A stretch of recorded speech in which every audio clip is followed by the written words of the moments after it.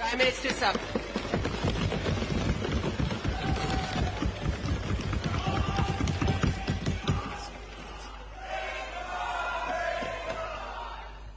بسم اللہ الرحمن الرحیم ایاک نعبد و ایاک نستعین. اسپیکر صاحبہ، میں نے یہ آج سارا خالی پڑا ہے، نہیں تو میں چاہتا تھا کہ جس طرح یہ ہمارا بجٹ سیشن ہوا میں بھی کوئی جو میری آبزرویشنز ہیں ان کے اوپر میں بات کر سکوں. میری جو سب سے پہلے ایک بڑی دکھ بھری تقریر کی اپوزیشن لیڈر شہباز شریف نے، انہوں نے کہا جی روپیہ گر گیا ہے اور سارا ہمارے اوپر الزام ڈال دیا. میں اس وقت تو حالات نہیں تھے بولنے کے، میں چاہتا تھا کہ ایک دفعہ بجٹ پاس ہو جائے تو میں اس کے اوپر ضرور بات کروں. مجھے صرف افسوس یہ ہوا کہ انہوں نے بڑی دکھ بھری بات، جو روپے کی قیمت گری اس کے اوپر جب بات کی تو ان کو یہ بھی ایکسپلین کرنا چاہیے تھا کہ قیمت کیوں گری ہے. قیمت اس لیے گری ہے کہ اس گورنمنٹ کو پاکستان کی تاریخ کا سب سے بڑا خسارہ ملا، جس کو کرنٹ اکاؤنٹ ڈیفیسٹ کہتے ہیں. 19.5 ارب ڈالر کا خسارہ ملا. اب ساری دنیا جانتی ہے جب کہ خسارہ ہوتا ہے، ڈالر کی کمی ہوتی ہے، تو ڈالر کی جب کمی ہوگی تو اس کی قیمت اوپر چلی جائے گی. اس میں پالیسیز تھی، ایکسپورٹس گر گئی پاکستان میں، امپورٹس آسمانوں پہ چلی گئی. لیکن اس پہ میں صرف آج یہ ضرور کہنا چاہتا ہوں کہ بہت بڑی وجہ منی لانڈرنگ ہے. اس ملک میں ڈالرز کی کمی کی وجہ اس ملک کی جو رولنگ ایلیٹ نے اس ملک سے پیسہ باہر بھجوایا، اس کی بہت بڑی وجہ. اور پیسہ اس لیے باہر کیا اس ملک سے کیونکہ جب صاحب اقتدار اس ملک سے پیسہ چوری کر کے باہر لے کے جاتے ہیں تو پھر کسی کو نہیں روک سکتے. دبئی کی پراپرٹیز دیکھیں کہ پچھلے 4-5 سال میں 8 ارب ڈالر کی پاکستانیوں نے پراپرٹیز لی. باہر جو ہمیں ابھی انفارمیشن آئی ہے کہ کتنا پیسہ پاکستانیوں کا، یہاں کے ریزیڈنٹ پاکستانیوں کا باہر پڑا ہوا ہے 10 ارب ڈالر. اور جو چیزیں سامنے آئی منی لانڈرنگ کے اوپر، ادھر جو زرداری فیملی، ان کا جو یہ سارا اومنی گروپ کے اندر جو چیزیں سامنے آ رہی ہیں اور آتی جا رہی ہیں فیک اکاؤنٹس کا، وہ یہاں سے پیسہ چوری کر کے ہنڈی اور حوالے سے باہر بھجوایا گیا.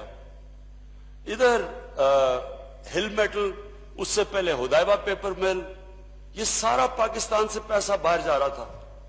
اور پھر یہ جو لیٹسٹ اپوزیشن لیڈر کی جو درد بھری جو انہوں نے ڈالر کے اوپر افسوس کیا کہ وہ اوپر جا رہا ہے، ان کی جو فیملی کا پچھلے جو کمپنیز بنی ہیں اور یہ جو چیزیں سامنے آئی ہیں، یہ کس منہ سے کوئی بات کر سکتا ہے ڈالر کے اوپر؟ ذمہ دار تو یہ لوگ ہیں کہ یہاں سے پیسہ باہر لے کے جا رہے ہیں.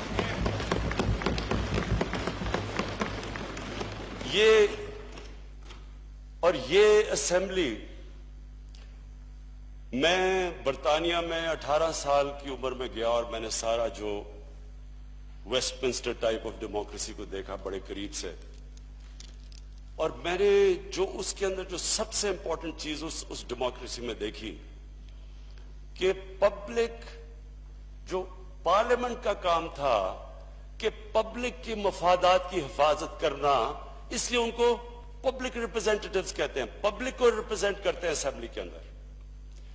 یہ کمال اس اسمبلی میں ہوا ہے اور بڑی فراخ دلی ہے ہم یہ سب جو یہاں بیٹھے ہوئے ہیں کہ ہم نے یہ اجازت دے دی اور آپ نے بھی اسپیکر صاحب اجازت دے دی کہ وہ لوگ جن کے اوپر الزام ہے پبلک کے پیسہ چوری کرنے کا، وہ اس اسمبلی میں آ کے تقریریں کیسے کر سکتے ہیں؟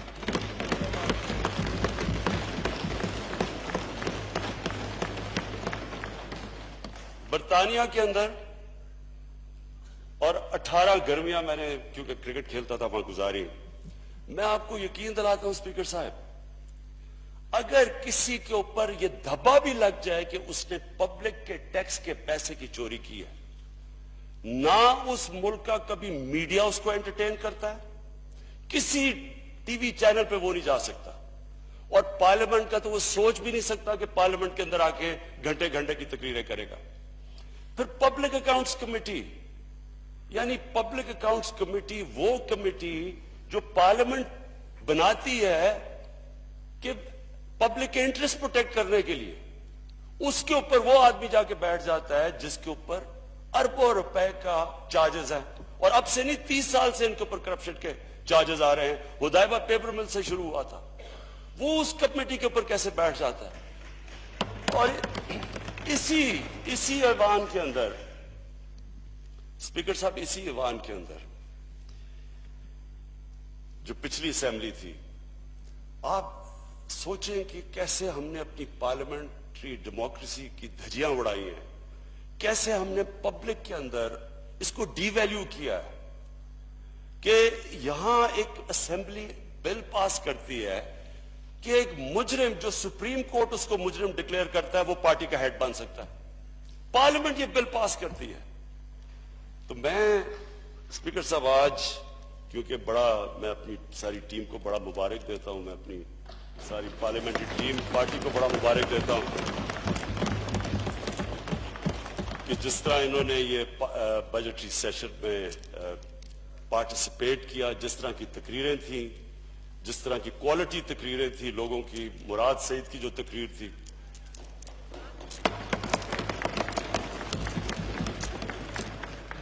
بڑی بات ہوئی سلیکٹڈ پرائم منسٹر کی۔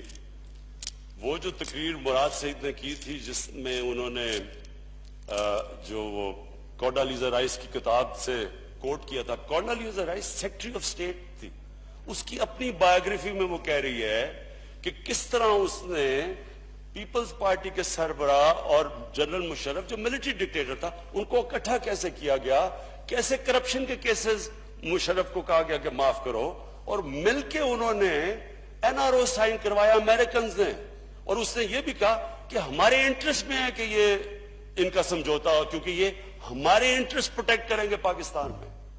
وہ آج سلیکٹڈ کی بات کر رہے ہیں، اور ادھر سلیکٹڈ کی بات کر رہے ہیں جن کو مینوفیکچر کیا تھا ملٹری ڈکٹیٹرشپ کی نرسری میں۔ تو میں اپنے لوگوں کو پھر سے مبارک دیتا ہوں، کوالٹی جو سپیچز کی تھی۔ میں خاص طور پہ آج میں حماد کو مبارک دیتا ہوں جس طرح اس نے کنڈکٹ کیا، ہمارا لیڈر ایمرج کیا ہے، ینگ لیڈر، اور اس کی کمپوزر اور جس طرح اس نے کنڈکٹ کیا، ہم سب، ساری ہماری پارٹی اس کو مبارک دیتی ہے، اور انشاءاللہ اس نے اپنے آپ کو فیڈرل منسٹرشپ ارن کر لیا اس کے بعد۔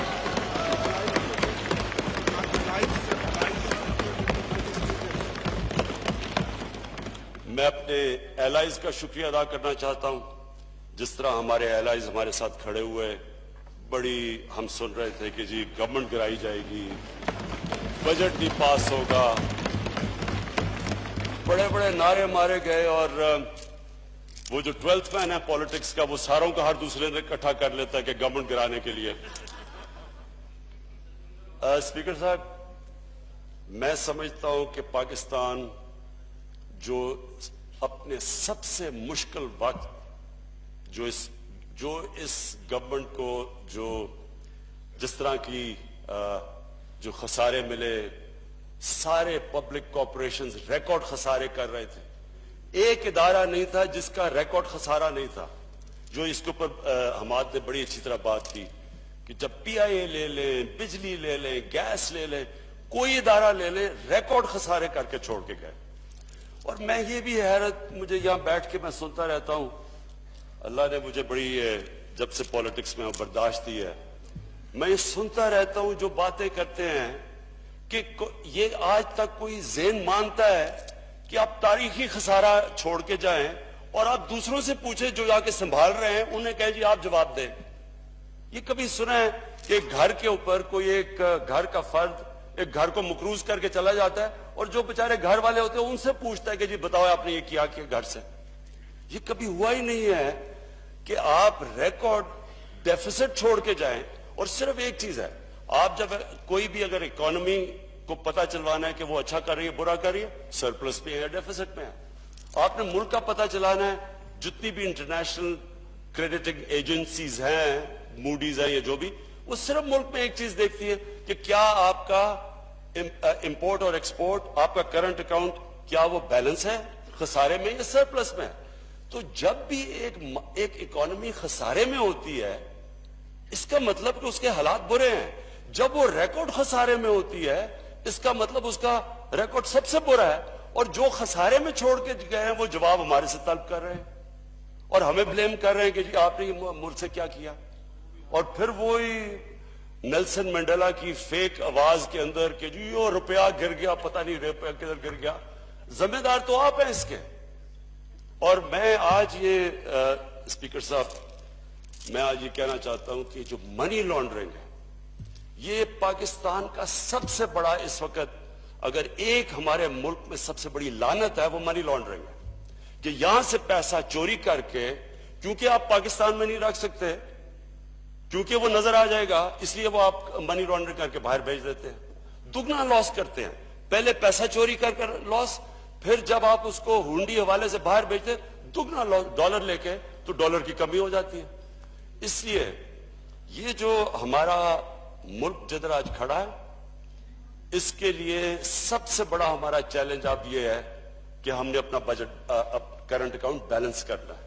और मुझे बड़ी खुशी है कि अभी भी इन मुश्किल हालात में मैं अपनी टीम को एक्नॉलेज करता हूं, जो हमारी इकोनॉमिक टीम है, जो उन्होंने कदम उठाए हैं कि हमने खसारा 30% कम किया अपना करंट अकाउंट डेफिसिट का।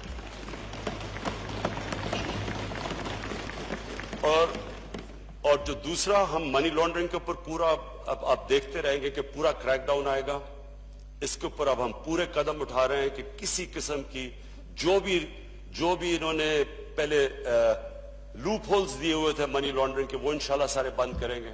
हम अपने ओवरसीज पाकिस्तानी को रेमिटेंसेस लीगल चैनल से पूरा जोर लगा रहे हैं और उनकी माशाल्लाह ओवरसीज पाकिस्तानी की रेमिटेंसेस बढ़ती जा रही है। हम इन्वेस्टमेंट, फॉरेन इन्वेस्टमेंट के ऊपर पूरा जोर लगा रहे हैं और पाकिस्तान में हर वो कोशिश कर रहे हैं कि आसानियां पैदा करें ताकि बाहर से इन्वेस्टमेंट आए। हम इंशाल्लाह अपना जो हाउसिंग प्रोग्राम है, इससे इस मुल्क के अंदर डिमांड और इसमें अपना सारी इकोनॉमी चला रहे हैं।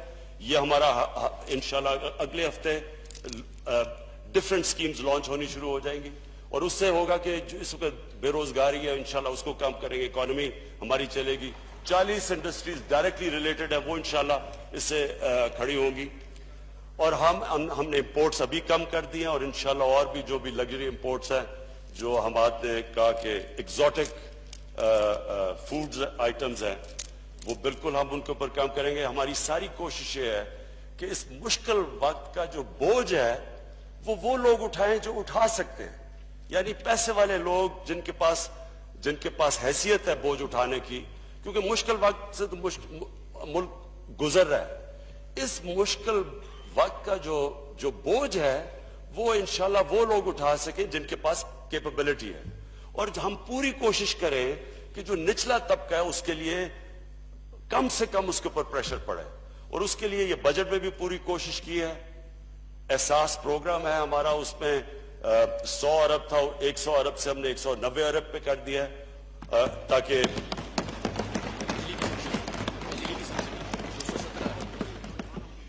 बिजली की हमने सब्सिडी दी है कि जो 75% जो 75% हमारे जो कंज्यूमर्स हैं, जो निचला तबका है, उनके ऊपर कोई बोझ ना पड़े, उसके लिए 217 अरब रुपए की हमने बिजली की सब्सिडी रखी है।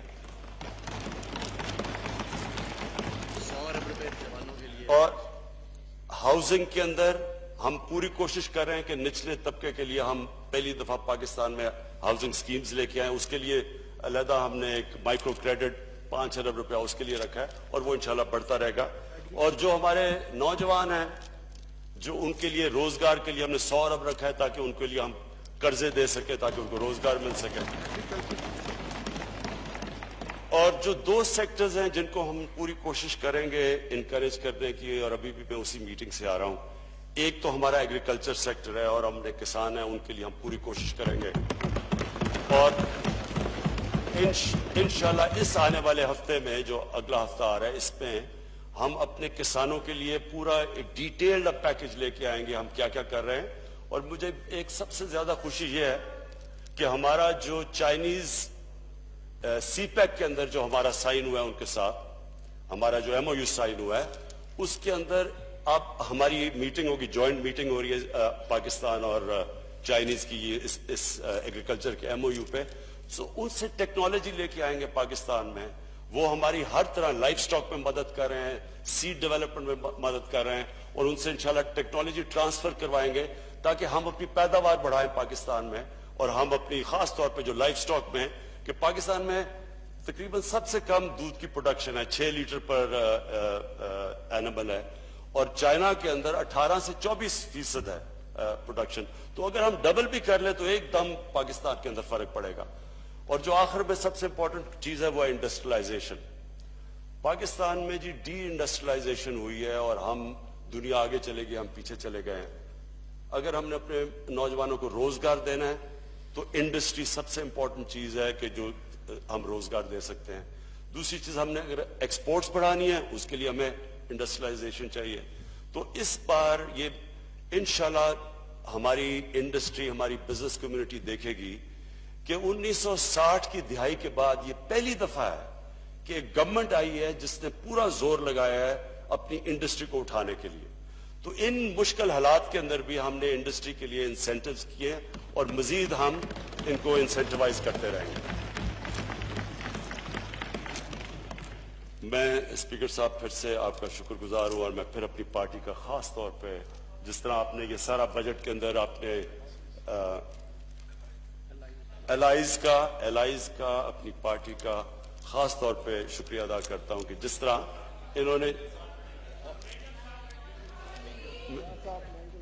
جی مینگل صاحب آپ سب کا, اور انشاءاللہ بلوچستان کا میں یہ کہہ دوں جی ہم نے یہ کبھی پاکستان خواتین بھی پارٹی میں ہی ہیں, پارٹی کا شکر ادا کر رہا ہوں میں. اسپیکر صاحب میں صرف یہ چیز ضرور کہنا چاہتا تھا, ہمارے یہاں اختر مینگل ہمارے بلوچستان کے الائز بیٹھے ہوئے ہیں, میں ایک بڑی امپورٹنٹ چیز کہنا چاہتا ہوں. ہمارے اندر جو ملک کا جو مسئلہ آ رہا ہے وہ یہ کہ جو ہماری ڈیولپمنٹ ہوئی ہے اور جو ہمارے ملک کے اندر جس طرح لوگ آگے بڑھے ہیں, امیر ہوتا گیا ہے اور غریب کو امپیکٹ نہیں پڑا, اور پھر کئی ایریاز اوپر چلے گئے ہیں اور کئی ایریاز پیچھے رہ گئے ہیں. یہ جو لاپ سائڈڈ ڈیولپمنٹ ہے, یہ آپ نے دیکھا ہوگا کہ یہ جو بجٹ ہے اس کے اندر ہم نے پوری کوشش کی ہے کہ ایک اس باری ان ایریاز کو اٹھائیں جو ایریاز پیچھے رہ چکے ہیں. اس میں بلوچستان ایک ہے,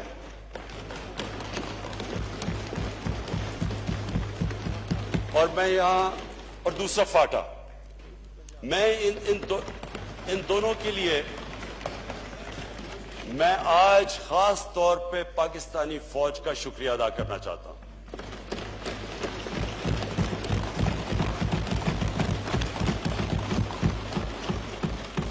پہلی دفعہ پاکستان کی تاریخ میں یہ پہلی دفعہ ہوا ہے کہ اس کے باوجود کہ تھریٹس ہیں, اس کے باوجود کہ دہشت گردی ہے, اس کے باوجود کہ ہمارا ایسٹرن بارڈر اس وقت سیکیور نہیں ہے, ایل او سی کے اوپر فائرنگ ہوتی ہے اور ہمیں پتہ کیا حالات ہے. ہندوستان سے ہمارے حالات اچھے نہیں ہیں, بدقسمتی سے, ہماری وجہ سے نہیں, ان کی وجہ سے اچھے نہیں ہیں.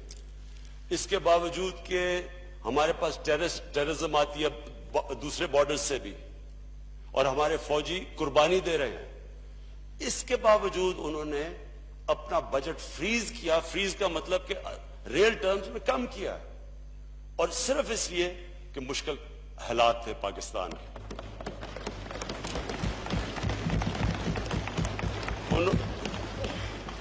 اور انہوں نے یہ دیکھا کہ گورنمنٹ بھی کوشش کر رہی ہے, ہم سب کوشش کر رہے ہیں. ہماری آسٹیرٹی کے اندر میرے سے شروع ہوا ہے, ہمارے وزیروں نے ساروں نے 10% اپنی پے کم کروائی ہے. یہ پہلی دفعہ ہوا ہے پاکستان میں, اور انشاءاللہ ہر ڈپارٹمنٹ کے اندر ہم ان کے اندر آسٹیرٹی کاسٹ کٹنگ کر رہے ہیں. مجھے خوشی ہے کہ پرائم منسٹر سیکریٹریٹ میں 30 کروڑ روپیہ ہم نے بچایا اس باری, اور انشاءاللہ اگلی باری اور بچا رہے ہیں. تو پاکستانی فوج نے جب انہوں نے کاسٹ کٹنگ کی تو انہوں نے خاص طور پہ کہا مجھے جنرل باجوہ نے کہ ہم چاہتے ہیں کہ یہ جو پیسہ بچے گا وہ بلوچستان اور فاٹا کے اوپر خرچ ہو.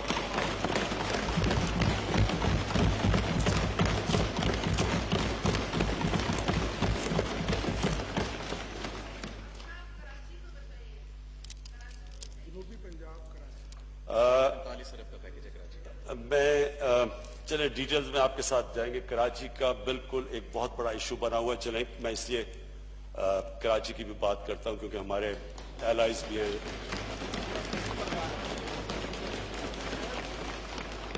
ہماری اپنی پارٹی سب سے زیادہ تو پی ٹی آئی کراچی میں جیتی ہے, اس لیے ہمارا اپنا ایشو ایلائز بھی ہمارے ہیں. دیکھیے اسپیکر صاحب, کراچی کا ایشو یہ ہے کہ جب سے یہ نیا این ایف سی ایوارڈ آیا ہے تو سینٹر کے پاس تو جب سینٹر صوبوں کو پیسے دے دیتا ہے اس کے بعد سینٹر تو خسارے میں چلا جاتا ہے. تو سینٹر کو تو قرضے لے کے اپنے خرچے پورے کرنے پڑتے ہیں. اصل میں یہ صوبوں کی ذمہ داری ہے کہ وہ اپنے شہروں کا دھیان رکھیں. لیکن کراچی میں جو نگلیکٹ ہوئی ہے پچھلے 10 سال میں, کیونکہ وہ پیسہ کراچی میں جو خرچ ہونا چاہیے تھا وہ نہیں ہوا. کراچی کے جو حالات ہیں اس کے لیے ہم نے بڑی کوشش زور لگا کے اسپیشل پیکج لانے کی کوشش کی ہے کراچی کے لیے. حالانکہ یہ ہے صوبے کی ذمہ داری, لیکن اس کے اندر ہم نے پوری کوشش کی ہے کہ ہم ان کو سیپریٹ پیکج دیں اور انشاءاللہ 45 ارب کا پیکج دیا اور انشاءاللہ اور بھی کوشش کریں گے. لیکن میں صرف اپنے کراچی کے صرف یہ کہنا چاہتا ہوں کہ ہمارے شہر تب تک ٹھیک نہیں ہوں گے جب تک ایک نیا لوکل گورنمنٹ کا جو ہم ایکٹ اب لے کے آ رہے ہیں پنجاب اور کے پی کے اندر, جب تک ہمارا صحیح معنی میں لوکل گورنمنٹ کام نہیں کرے گا شہر ٹھیک نہیں ہو سکتے. کیونکہ اسپیکر صاحب جو لوکل گورنمنٹ ہے, جو ہمارا نیا لوکل گورنمنٹ ہے, اس میں ہم شہروں کا ایک پورا سسٹم بنا رہے ہیں کہ شہر اپنا پیسہ اکٹھا کرے اور شہر دنیا میں اپنا پیسہ اکٹھا کرتے ہیں. تہران جب ہم گئے تو ہمیں پتا چلا کہ تہران 70 کروڑ روپیہ اکٹھا کرتا ہے اپنا, ان کو بجٹ کی طرف سے نہیں آتا, وہ خود تہران اکٹھا کرتا ہے. ممبئی تقریباً ممبئی کا جو ہم نے لاسٹ پتا چلوایا تھا وہ ان کا $1 ارب ممبئی اپنا ٹیکس اکٹھا کرتا ہے, اپنے ریونیو سے اکٹھا کرتا ہے. اور جو ہم نے پتا چلوایا تھا بنگلور کا, بنگلور $500 ملین اپنا اکٹھا کرتا ہے. ہمارے اس وقت جو ہم نے جب چیک کیا تو کراچی مشکل سے $21 ملین اکٹھا کرتا تھا اور جو لاہور ہے وہ $33 ملین اکٹھا کرتا ہے. تو یہ پیسہ ہے ہی نہیں, سے نہیں $33 ملین. اتنے پیسے پہ شہر نہیں سسٹین ہو سکتے. تو ہم یہ جو نیا لوکل گورنمنٹ سسٹم لے کے آ رہے ہیں اس سے انشاءاللہ پورا ایک سسٹم بنائیں گے جو ہم نے باہر دنیا سے سٹڈی کیا ہے کہ شہر اپنا ریونیو سے اکٹھا کرے. میں آخر میں جی اپنے چیف ویپ اس کو خاص طور پہ اس کا شکریہ ادا کرنا چاہتا ہوں جس طرح اس نے پارٹی کو سنبھالا ہے. عامر ڈوگر بھی ایمرج کیے ہیں اس میں سے, اور میں اسپیکر صاحب آپ کا پھر سے شکریہ ادا کرتا ہوں. Thank you.